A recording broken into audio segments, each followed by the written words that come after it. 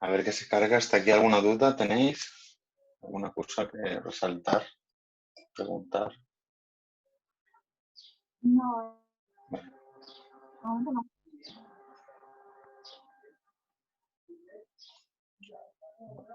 Chat. Es el día que no puede hablar. Ninguna duda. Vamos. Internet es una pasada.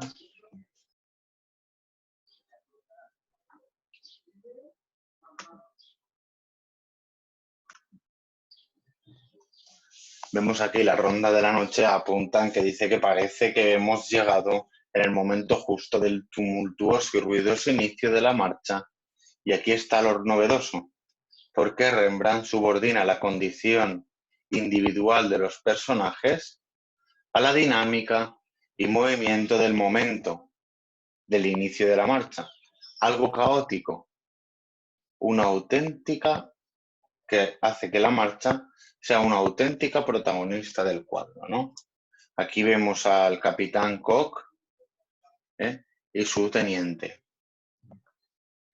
Capitán Cook y su teniente. Estamos en momentos convulsos de caída del Imperio Español, recordando que los Países Bajos, Holanda, Bélgica, todo esto era español, y aquí van a haber una serie de tensiones geopolíticas que luego más tarde harán que se separe este virreinato de España y que solo quede en la parte de España Bélgica y los Países Bajos. Bien, pues nos encontramos aquí con La Ronda de la Noche de Rembrandt de 1642 y, como os decía, pertenece a este barroco holandés. Y aquí también va a haber un cisma del barroco protestante y el barroco católico. Vemos que hemos llegado a otra perspectiva de este trabajo de la luz que venía trabajando Caravaggio, pero lo ha utilizado de una manera más peculiar, porque ya la luz no va a salir de la divinidad, sino del poder civil, que en este caso es el teniente Cook, su subteniente. Y aquí vemos una niña iluminada, incluso que sorprende, ¿no?, que es imagen de la compañía. Yo os he también resaltado, ¿no?, esta lanza, este armamento bien detallado, ¿no? Esta utilización y esta pintada de la tela se va a llamar el estofado, que no es la carne estofada, sino es el tratamiento que se le da a la pintura.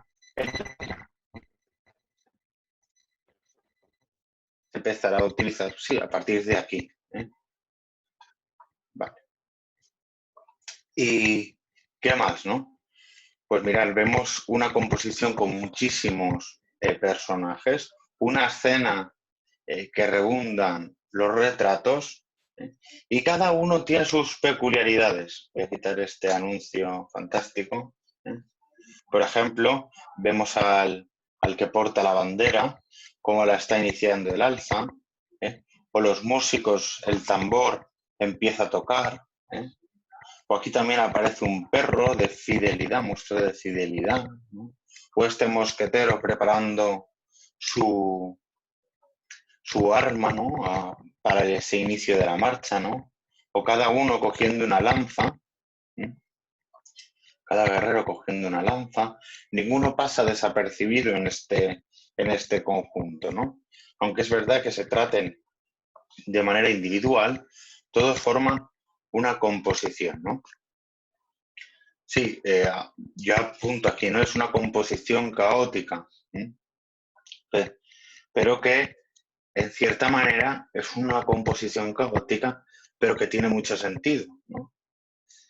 Es verdad que algunos de esta compañía, cuando se les mandó hacer el retrato, cuando la vieron finalizar, no les gustó, ¿no? Incluso Rembrandt se encargará de tachar a algún soldado, ¿no? Pero podemos ver estos colores que no dejan de ser fríos, como son rotos por la luz, y este esfumato que ya veníamos heredándolo gracias al claroscuro, pues dibuja aquí siluetas casi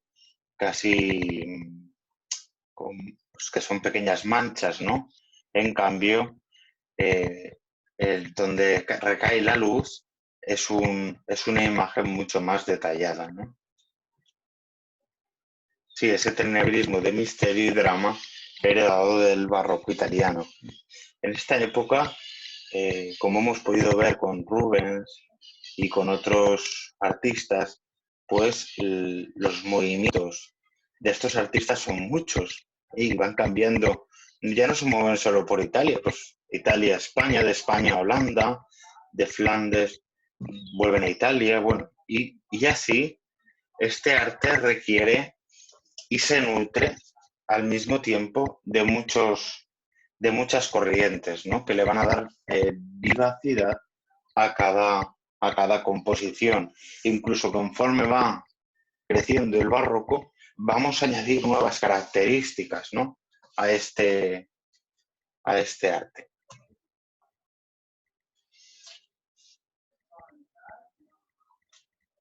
Siempre la rapidez de...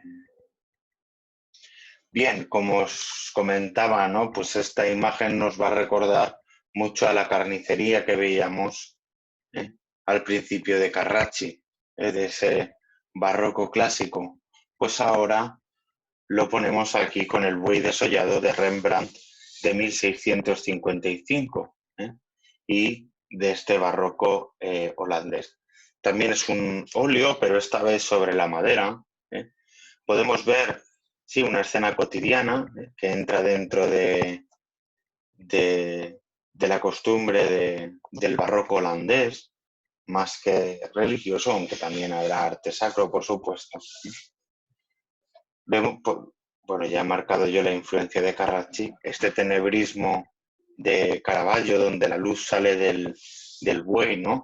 Y difumina la imagen de la esposa del carnicero que se ve ya al final, dando también profundidad, una composición lineal, gracias a la techumbre, pero también en aspas, gracias pues a la pierna, a la pata del buey, que lo cruza así la imagen y nos da esta verticalidad que se conjuga con diagonales que van a dar lugar a esa profundidad que se va a encargar mucho de trabajar el artista barroco, ¿no?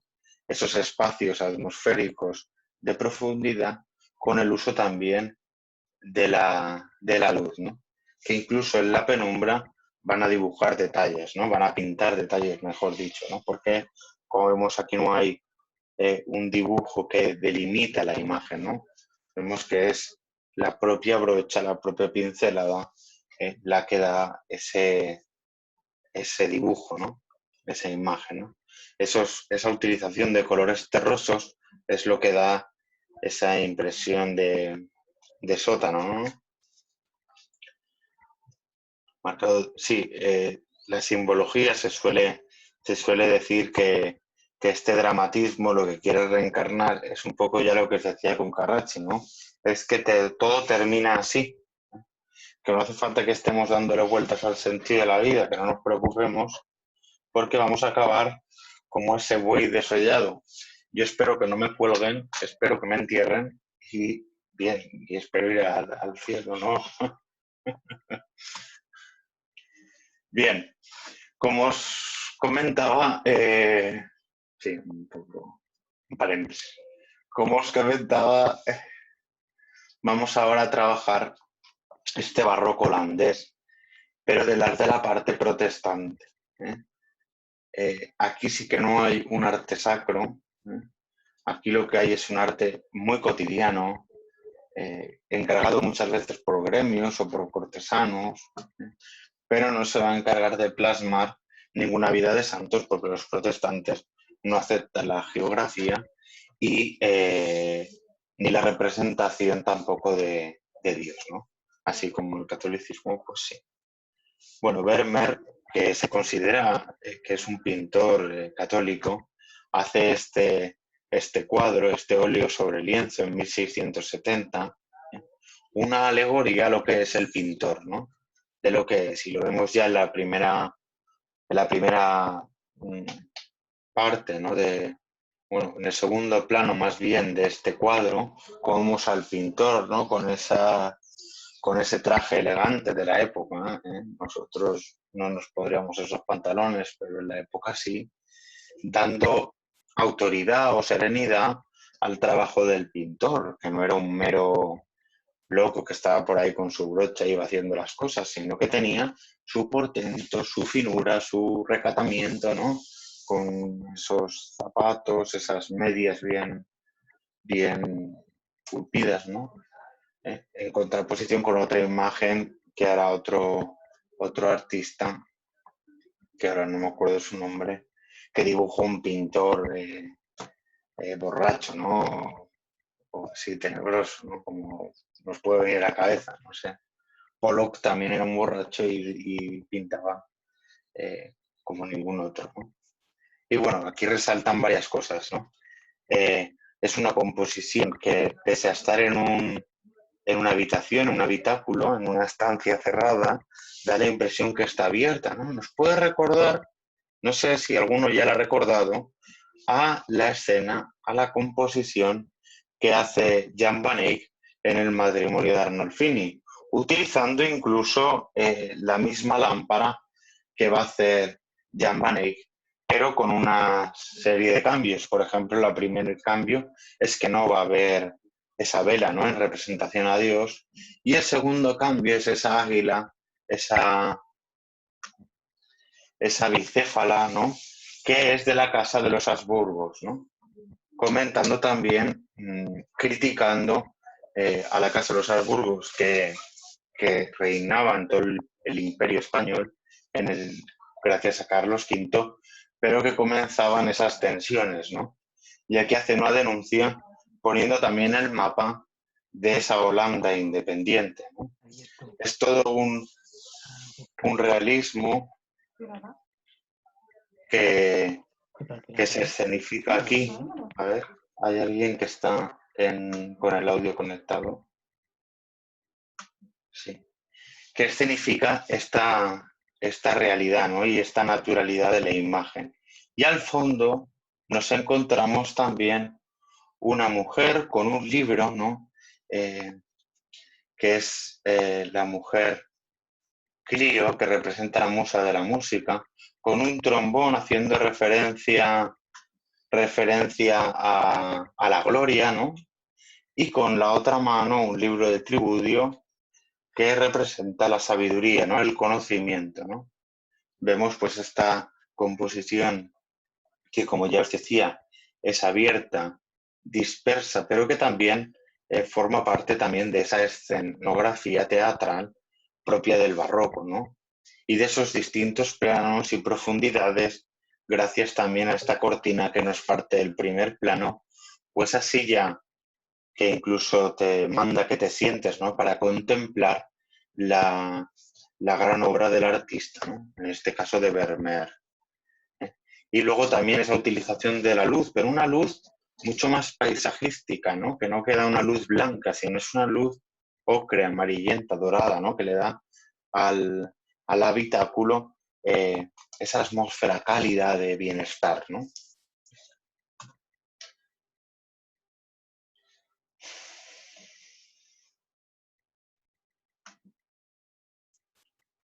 Bueno, vamos ahora al barroco en España, ¿eh?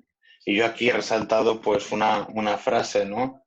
De esta hegemonía española que aquí va a cambiar a partir de aquí, pero decían los tercios que no hay puñado de tierra sin una tumba española, ¿no? Y ya os he hablado de Carlos V de Habsburgo, ¿eh? Eh, cómo empieza a tener muchos problemas porque tiene toda América, toda Hispania, tiene partes claves de África como es Melilla, como son las Islas Canarias o Sicilia, Nápoles, también tiene Milán, tiene también los Países Bajos, ¿no? Que aquí se van a independizar en esta época, que él, de una manera ya que no puede con este imperio de la cristiandad, el gran imperio de la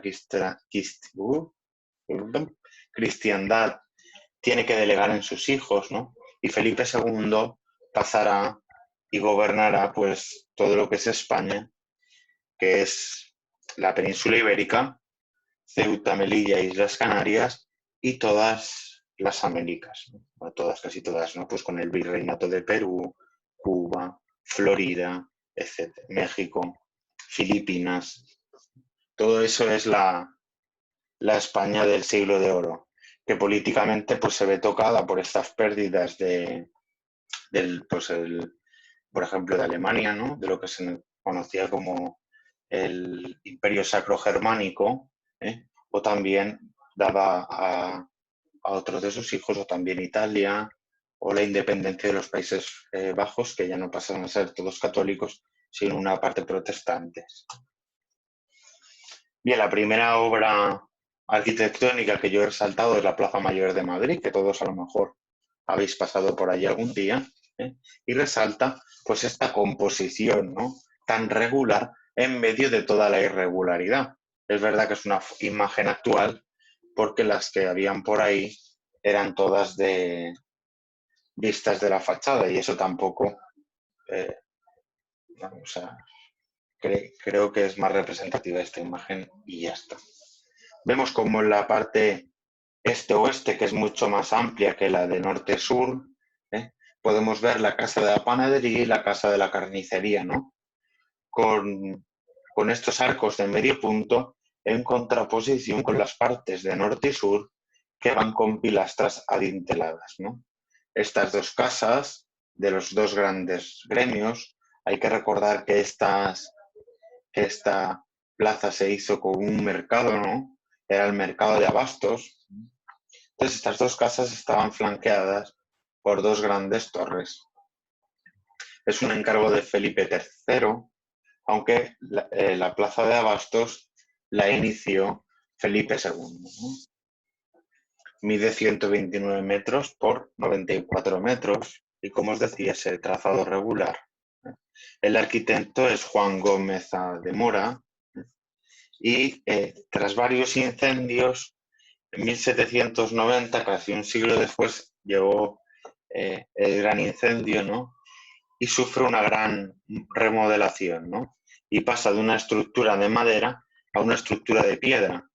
O también en la techumbre, que no se reconocía así en estos siglos, en el siglo XX pasa a ser de pizarra, lo que le da ese empobrecimiento primitivo, que era pues material de ladrillo, de madera y tal, le da todavía un poco más de rigor, ¿no? Y de pues, asentamiento, ¿no?, económico y social esta plaza, ¿no? Solo voy a recalcar eso, ¿no? Destacamos también de las fachadas, pues, cómo nos recuerda también un poco a este...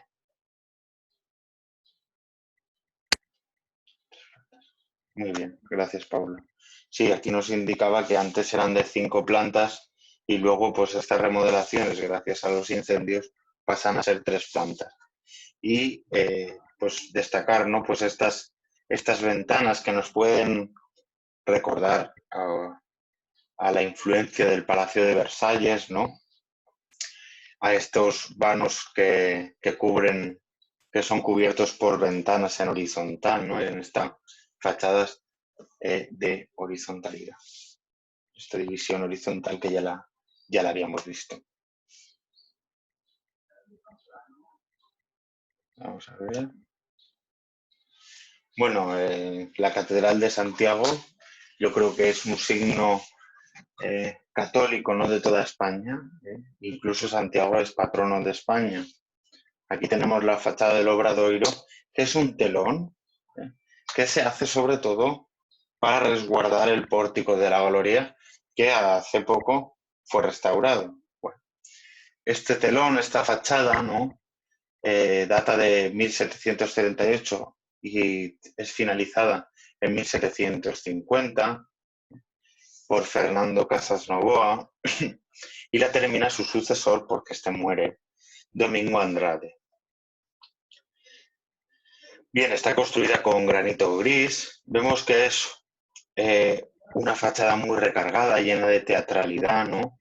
llena de movimientos, ¿no? De figuras, de esculturas, ¿no? Que, dado de esta característica, ¿no?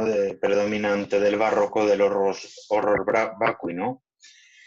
Tenemos en este cuerpo central, ¿sí?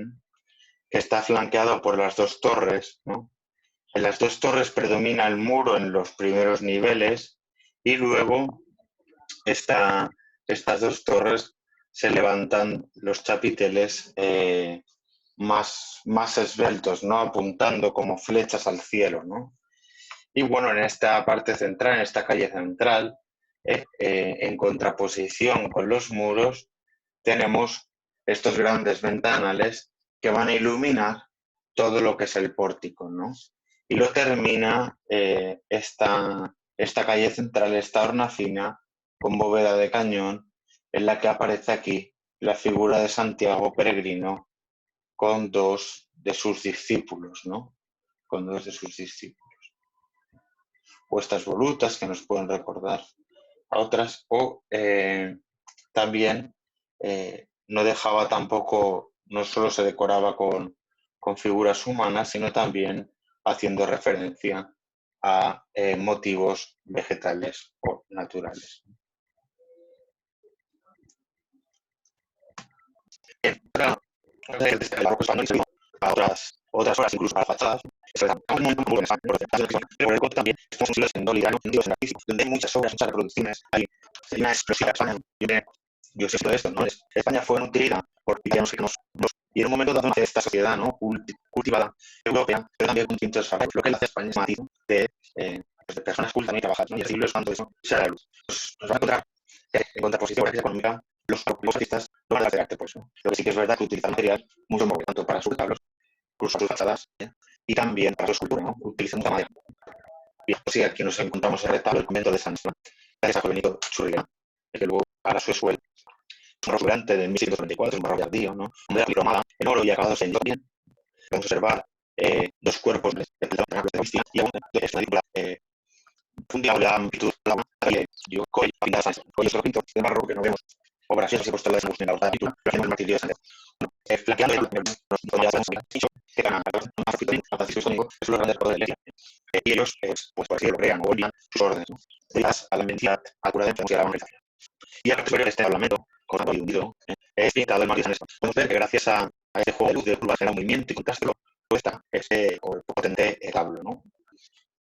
Como dice el principio, va a influir incluso en la Iglesia de México, va a ser utilizada y copiada en yeso en México. Para las culturas, un fraile dominico aquí, como es una figura sencilla, ¿no? Muy realista, ¿no? Está hablando de la sencillez de la obra, está hablando también de la calidad del mensaje católico, no necesita grandes ornamentos, es muy católica, no necesita grandes espabillos, pero sí que es la que necesita decirle lo que antes, ¿no? Y que lo conscientes, que la santidad está más.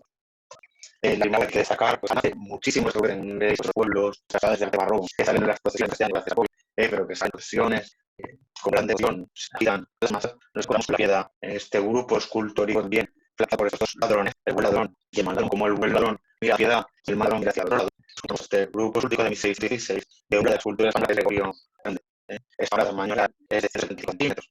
Como os decía, el material más utilizado es también son materiales, como el para los ojos, los huesos para los y las astas de animal, los de oro, son utilizados para hacer las uñas, ¿no? Y también el yeso es para cubrir los efectos que puede haber sufrido la madera o que no haya bien lima madera. Sí, el yeso. Y la policonía, muy realista, es muy...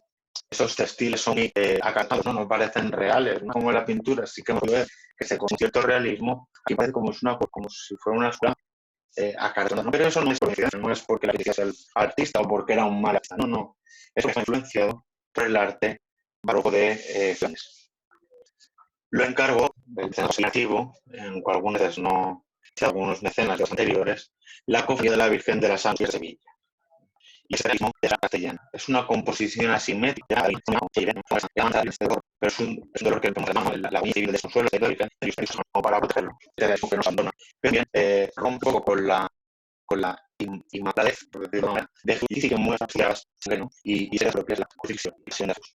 Pero es una obra que para mí es más realista o se acerca un poco más a esa escena teatral del barroco de Gregorio Fernández, datada en el siglo XVII, pero no se sabe muy bien. Se dice que es a mediados, pero nosotros a cualquier hora, no la fecha, pones el siglo.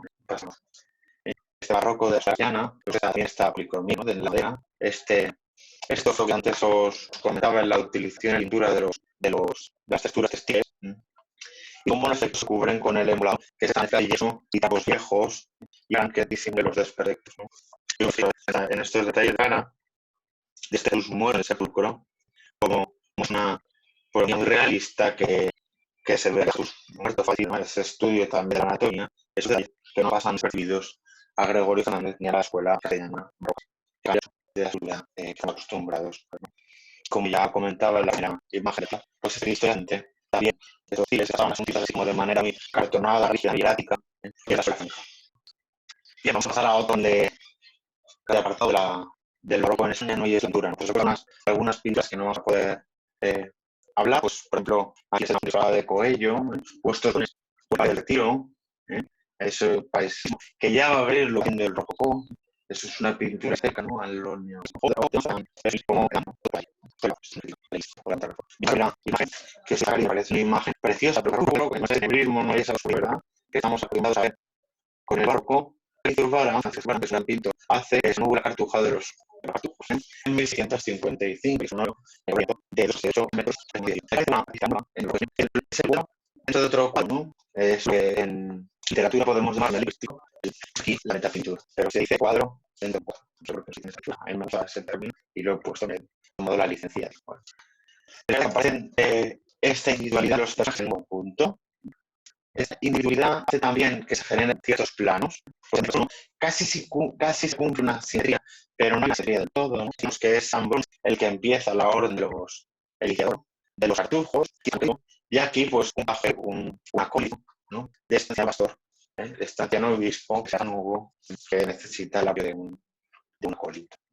Bueno, varios de profundidad que dan también a la mesa, ¿no? He puesto ahí unos de pie como seguimos, ¿no? Con ese fotorealismo. Pues el pan, la jarra, el emblema de los cartujos, ¿no? Esa de arcilla, bueno, le da cierto volumen, cierta geometría, rompe con la geometría regular que somos, volumen más bajo.